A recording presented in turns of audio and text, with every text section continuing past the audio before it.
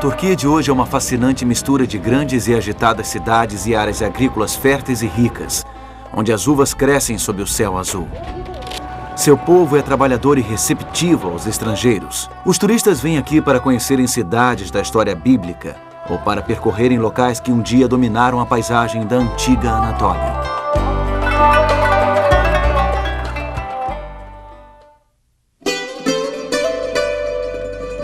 O apóstolo João passou seus últimos anos em uma ilha rochosa, não muito longe das margens ocidentais da Turquia.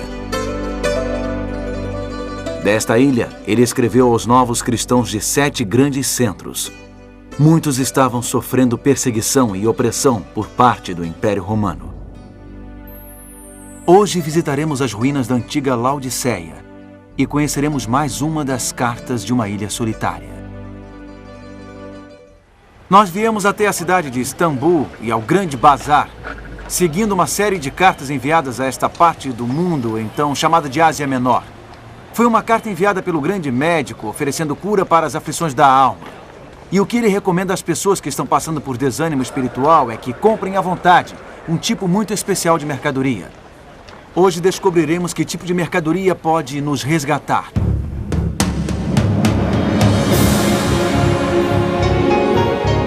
Ele permaneceu através dos tempos. O livro de Deus, a Bíblia. Indispensável em nosso mundo complexo. Está escrito, transmitindo esperança ao redor do mundo. Apresentado por Mark Finley. Hoje, o remédio certo.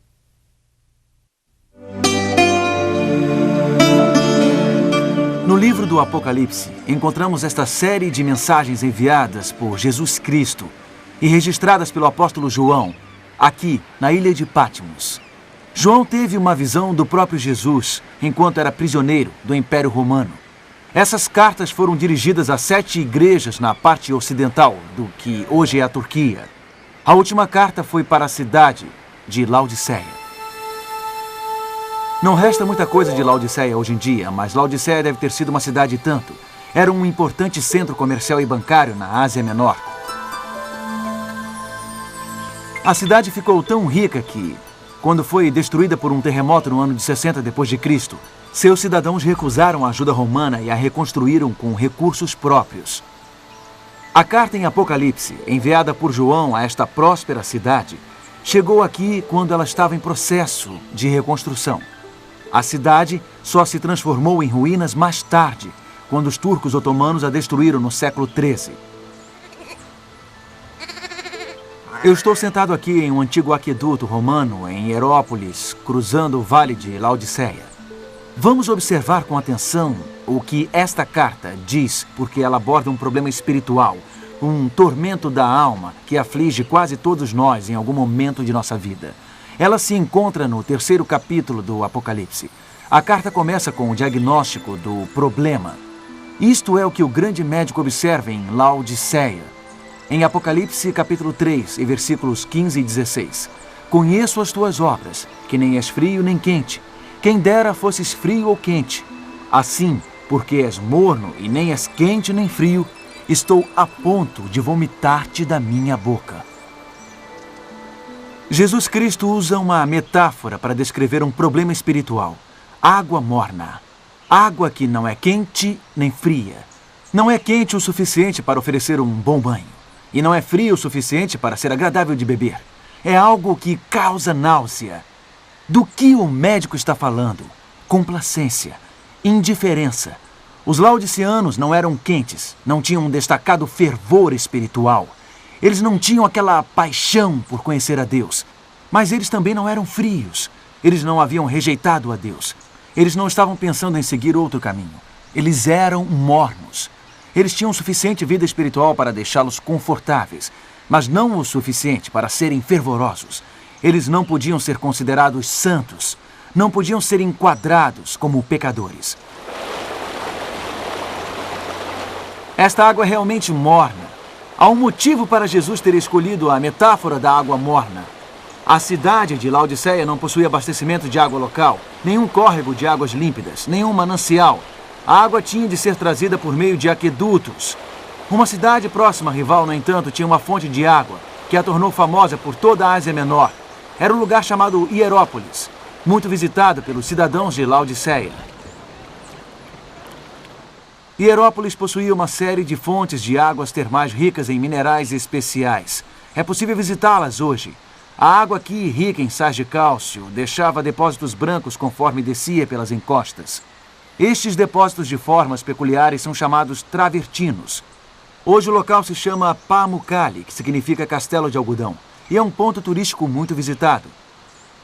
Hierópolis transformou-se em um verdadeiro spa de saúde nos tempos antigos. Pessoas com todos os tipos de males vinham até estas fontes minerais em busca de cura. Parecia haver algo mágico neste lugar. As águas quentes e calmantes de Hierópolis ofereciam aos aflitos um pedacinho do céu. Puxa, é quentinha mesmo e é muito agradável. Este é um incrível anfiteatro aqui em Laodiceia. Em noites quentes de verão, mais de 20 mil pessoas lotavam o local para assistir a uma peça ou ouvir um concerto. Podiam olhar ao longo do vale e ver Hierópolis com suas fontes de águas termais. A água que vinha de Hierópolis para Laodiceia, através de aquedutos, não chegava quente. A aparentemente miraculosa água mineral transformava-se em algo morno que dava vontade de cuspir fora da boca. E as águas de uma fonte fresca e límpida, ao atravessarem os aquedutos debaixo do sol, perdiam sua temperatura refrescante também.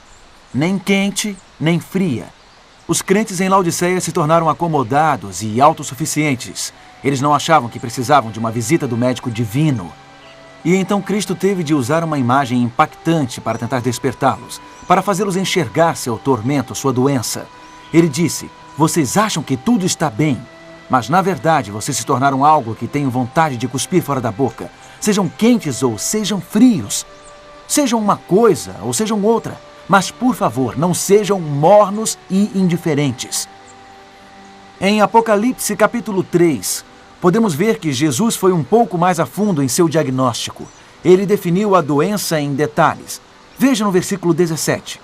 "Pois dizes, estou rico e abastado, e não preciso de coisa alguma, e nem sabes que tu és infeliz, sim, miserável, pobre, cego e nu." Eu sou rico e não preciso de nada? Era assim que os laodiceanos pensavam. Era isso que eles diziam a si mesmos. Evidentemente, os cristãos nesta cidade participavam da prosperidade geral. Eles não estavam sofrendo discriminação, não estavam sofrendo perseguição. Isso era muito bom.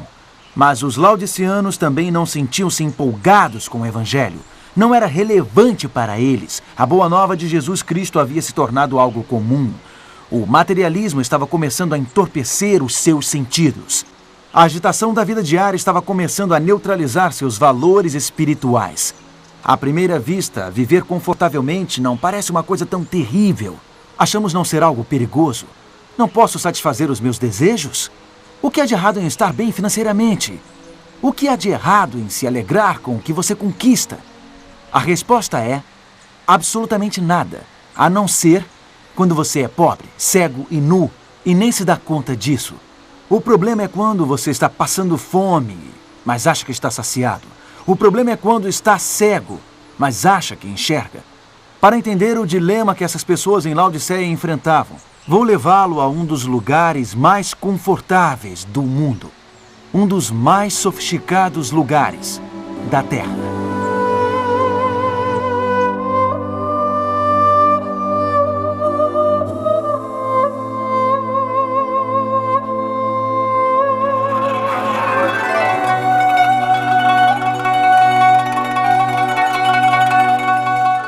Este é o Palácio Topkapi em Istambul, onde os sultões do vasto Império Otomano governaram por séculos.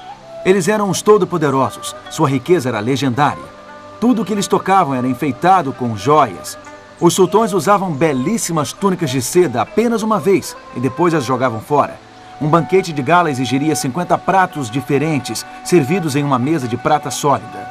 No interior do palácio, depois de passar por vários jardins internos, ficava o harém real. Centenas de lindas mulheres eram cuidadas e enfeitadas, enquanto aguardavam serem chamadas para satisfazerem ao sultão. Agora estamos nos aposentos do harém do sultão. Em um lugar imensamente confortável como este, havia muitos rivais ao trono, muitas batalhas pelo poder. Um certo sultão dormia em uma câmara diferente do palácio cada noite para evitar ser assassinado. Obter o trono chegava a valer mais que os laços sanguíneos. Familiares conspiravam uns contra os outros. Tornou-se uma lei no Império Otomano e, quando um novo sultão subia ao trono, todos os seus irmãos tinham que ser mortos. Esta prática sanguinária finalmente provocou indignação quando um sultão mandou matar até a seus irmãos que ainda eram crianças. Os oficiais decidiram que seria melhor aprisionar os irmãos mais novos do rei. Eles eram mantidos em vários quartos em cima do harém, os quais vieram a ser chamados de gaiola dourada. Alguns eram mantidos ali por toda a vida. Eles desfrutavam dos luxos do Palácio Real. Eles tinham criados à sua disposição. Todas as suas exigências eram atendidas. Eles não precisavam de nada. E também havia chance de um deles se tornar sultão, caso o irmão no trono morresse. Mas algo acontecia com aqueles garotos que se tornavam adultos dentro da gaiola dourada. Algo acontecia com eles em seu confortável isolamento. Eles perdiam o rumo, perdiam a identidade, perdiam acima de tudo a compaixão. Deli Ibrahim tornou-se sultão após 22 anos na gaiola dourada. Ele sofria de extrema paranoia. Uma vez mandou afogar 200 concubinas no mar de Bósforo. Outro homem que surgiu da gaiola dourada, Osman II, às vezes usava prisioneiros de guerra como alvos vivos de arco e flecha. Quando um príncipe chamado Mustafa saiu de lá após 14 longos anos, ele estava totalmente louco. A grande maioria dos sultões que saíram da gaiola dourada eram ineficientes, corruptos ou loucos. Eles eram consumidos por intrigas do palácio. Eles tinham dificuldade em lidar com problemas fora do seu luxuoso palácio. Muitos, de fato, acabavam sendo dominados por mulheres ardilosas de seu grande harém. E o Império Otomano, o império que se propagou por todo o Mediterrâneo, o império que um dia representou uma ameaça à própria Europa, começou a murchar. Ele começou a declinar, até que finalmente veio a desaparecer. Isto é o que acontece conosco quando ficamos autossuficientes demais, quando não somos nem quentes nem frios. Aquilo que mais valorizamos acaba escapando pelos dedos. A fé e os valores que deram a nossas vidas rumo podem começar a desaparecer. Existe perigo na gaiola dourada. Existe perigo em chegar a pensar que não precisamos de nada. Podemos acabar pobres, cegos e nus, porque nossa vida espiritual se enfraqueceu. E nem percebemos. Este foi o problema que o grande médico diagnosticou em sua carta à igreja, em Laodiceia. Esta é uma carta especialmente importante porque Laodiceia, a 7ª igreja, representa a igreja de hoje. Esta carta faz parte da descrição que Deus fez de seu povo ao longo da história. A palavra Laodiceia significa um povo julgado. Esta igreja é a igreja que existirá antes da vinda de Jesus. É a igreja que existirá no tempo do julgamento. Infelizmente, os laodiceanos são mornos ou autossuficientes, indiferentes. Vivendo no mais emocionante período da história do mundo, eles deixam de captar a urgência do momento. Eles deixam de entender o significado da ocasião. A última igreja de Cristo, Laodiceia, encontra-se a um passo da eternidade. E, no entanto, adormece confortavelmente em sua morna complacência. Ela vive nos últimos dias da história, mas não consegue reconhecer a importância do tempo em que está vivendo. Cristo está batendo na porta do coração de Laodiceia. Ele faz um apelo para que ela acorde, para que ela entregue a sua vida a Ele, para que aproveite a oportunidade do momento, para que proclame a palavra do Senhor e prepare o mundo para a sua breve volta. Então, qual é o remédio recomendado para curar os males de Laodiceia? O que nós podemos fazer em relação à mornidão em nossas próprias vidas cristãs? Será que podemos reverter esse lento e constante declínio?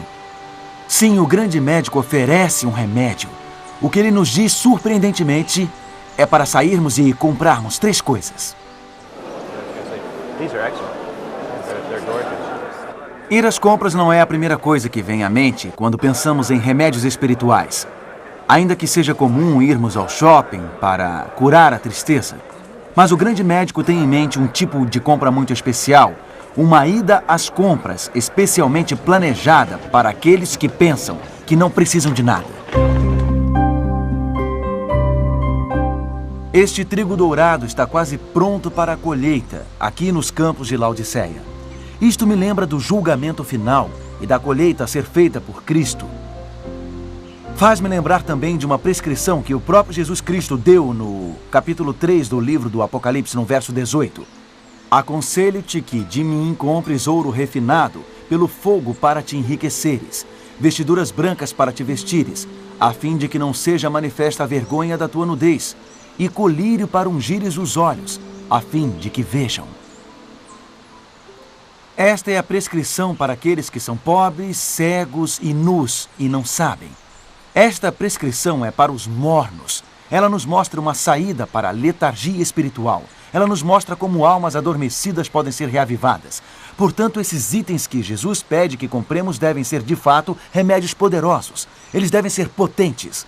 Vejamos exatamente o que o grande médico quis dizer com esse ouro, essas vestiduras brancas e esse colírio. Jesus diz em primeiro lugar, compres de mim ouro refinado pelo fogo. O que isso significa? Bom, encontramos uma frase muito parecida em outra parte do Novo Testamento. Veja em 1 Pedro capítulo 1 e versículo 7. O apóstolo ora pelos crentes, para que uma vez confirmado o valor da vossa fé, muito mais preciosa do que o ouro perecível, mesmo apurado por fogo, redundem em louvor, glória e honra na revelação de Jesus Cristo. Pedro compara a fé sendo provada ao ouro sendo refinado no fogo. E ele acrescenta que a fé é muito mais valiosa do que o ouro porque ela não perece. Pedro está dizendo que a fé é uma qualidade inestimável que merece ser desenvolvida. Ela deve ser refinada. E é isso que Jesus está conclamando os autossuficientes comprarem. Invista na fé. Invista na confiança. Quando nos sentimos muito confortáveis e só pensamos em nós mesmos, quando vivemos cercados por confortos materiais, é fácil começar a pensar na fé como algo muito intangível. Ao termos muitas coisas tangíveis, coisas que consideramos como prosperidade e bênçãos materiais, podemos achar que não precisamos tanto assim de fé. Deixamos de transpor as coisas humanas em busca do divino, de transpor as fronteiras da segurança, de nos arriscar. Deixamos de orar, de estudar a Bíblia, de lutar por Deus, de aprofundar nossos valores espirituais. Mas Jesus está dizendo, acorde! Você está desesperadamente pobre, sem fé. Ela não é etérea. A fé é tão sólida quanto o ouro. É tão tangível quanto os tesouros que as pessoas disputam no grande bazar de Istambul. Ela é mais valiosa do que qualquer tesouro de ouro que possamos comprar e colocar em nossas casas. Podemos passar a vida toda em busca de vários tipos de bugigangas brilhantes, mas as coisas mais importantes da vida escorregarão por nossos dedos, a menos que a gente invista na fé, em estabelecer uma firme conexão com Deus.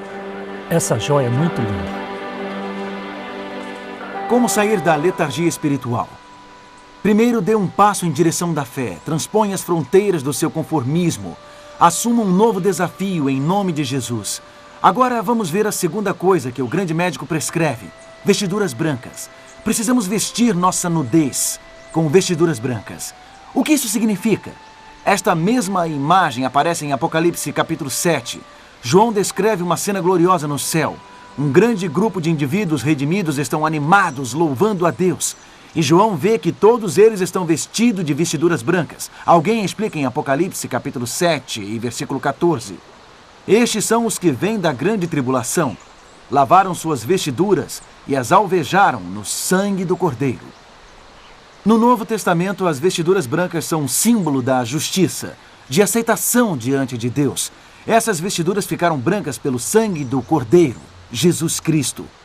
Em outras palavras, os seres humanos pecadores são declarados justos quando aceitam o que Jesus fez na cruz por eles, quando aceitam sua vida perfeita, derramada por eles, como uma expiação pelo pecado.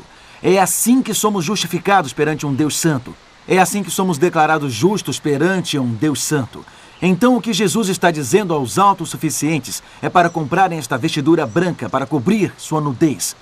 Os mornos esqueceram-se da gloriosa boa nova. Eles tinham se esquecido do quanto eles precisam de um Salvador. Eles tinham se esquecido do preço para resgatar-nos da tragédia do pecado.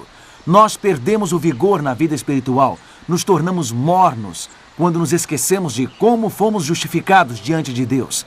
Isto começa a parecer abstrato e distante.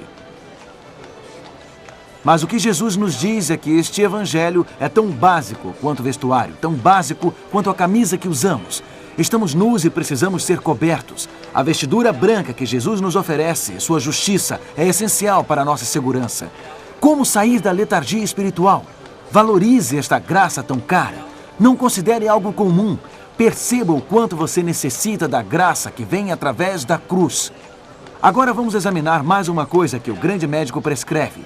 Ele conclama os autossuficientes a adquirirem também um colírio para ungires os olhos a fim de que vejas. A que ele está se referindo?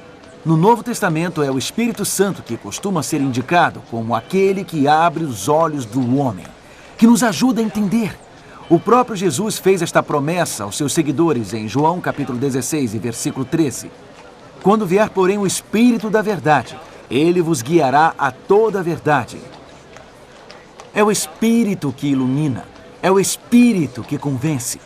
Jesus está dizendo aos autossuficientes: vocês precisam do Espírito Santo, precisam ser iluminados pelo Espírito Santo. Acham que enxergam, mas na verdade são cegos. É fácil deixarmos de enxergar quando estamos confortáveis. É fácil dizermos a nós mesmos pequenas mentiras e sairmos impunes. E quando achamos que não precisamos de nada, é fácil pensar no Espírito Santo como um acessório. O que Jesus está dizendo é que o Espírito Santo é tão necessário quanto enxergar. Ele faz parte do remédio essencial para nossas almas. Mais importante que qualquer unguento que possamos encontrar em uma loja exótica. Mais importante do que qualquer remédio que nos prometa uma visão perfeita. O Espírito Santo é aquele que pode nos fazer enxergar dentro de nossos corações. Esta é a prescrição do grande médico. Uma prescrição para a letargia espiritual. Temos que perceber que a fé é tão sólida quanto o ouro. Nós temos que valorizar o fato de que o ato salvador de Cristo é tão básico quanto o vestuário. Precisamos saber que o Espírito Santo é tão necessário quanto a visão. Estas mercadorias vão nos despertar e revigorar nossa alma. Os remédios de Cristo são mais poderosos do que qualquer coisa que o povo da Ásia Menor encontrava quando vinha até Hierópolis. É mais potente do que qualquer componente dessas águas minerais. O remédio de Cristo penetra profundamente em nosso ser. E tem mais um fato maravilhoso que você precisa saber sobre a prescrição de Cristo. Encontramos o remédio de Jesus aqui entre as ruínas de Laodiceia. Ouça a parte final de sua mensagem à igreja em Laodiceia, encontrada em Apocalipse capítulo 3 e verso 20. Eis que estou à porta e bato. Se alguém ouvir a minha voz e abrir a porta, entrarei em sua casa e cearei com ele e ele comigo. Estas são boas novas realmente. Este médico atende a domicílio. Ele não apenas anuncia a sua grande prescrição, ele a leva até nós. Ele está à nossa porta. Ele está batendo. Podemos dizer que este médico está trazendo um completo spa de saúde à nossa porta. Ele traz as mercadorias que vão nos curar. Ele traz o ouro, as vestiduras brancas e o colírio até a nossa porta.